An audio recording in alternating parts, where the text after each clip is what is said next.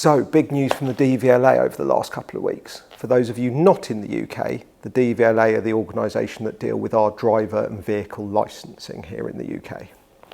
After years of campaigning on issues that are specifically affecting the classic and modified vehicle sector, this is a huge success.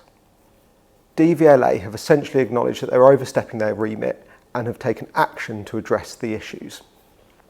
I'm not going to go into great detail here, and I urge you to go and read the guidance yourself, but there are three major issues that will be affecting us. First of all, repair and restoration that use like-for-like parts no longer require you to notify the DVLA. Now, some people may not have even been aware that you needed to do that, but technically you did, and if you didn't, you could end up losing your VIN. This just seems like common sense to me.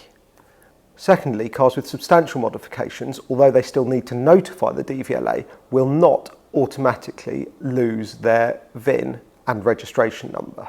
Now, substantial modifications may sound like it's huge changes, but there were cars out there with things like roll cages put in them that were potentially losing their VIN number because of that modification, even though they were done in period. I can see the sense in keeping track of the changes of the cars, but not taking away a car's identity. Surely it makes more sense this way, that the DVLA are informed, the changes are recorded, and the car's history continues on that VIN and with that registration. It's all part of the car's story. The third one, which will probably prove quite controversial, is that electric conversions now need to notify DVLA, but again will not lose their VIN and registration number. Now, electric conversions are a whole nother topic of debate that I'm not going to get into here, but even if you don't like them, I see this as good news. Most companies that are doing these conversions sympathetically will ensure that the changes can be reversed.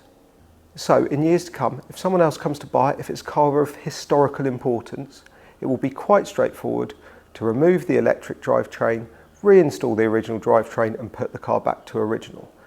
If they'd taken away its VIN, you'd never be able to do that. One last thing that I'd like to highlight whilst talking about this subject is the work that our friends at the HCVA have put into this project. They've worked tirelessly with the DVLA on these issues and represented the classic car sector to ensure that our needs were addressed. Thank you to all the HCVA team. This has been a bit different from our usual videos, but I assure you normal service will be resumed soon.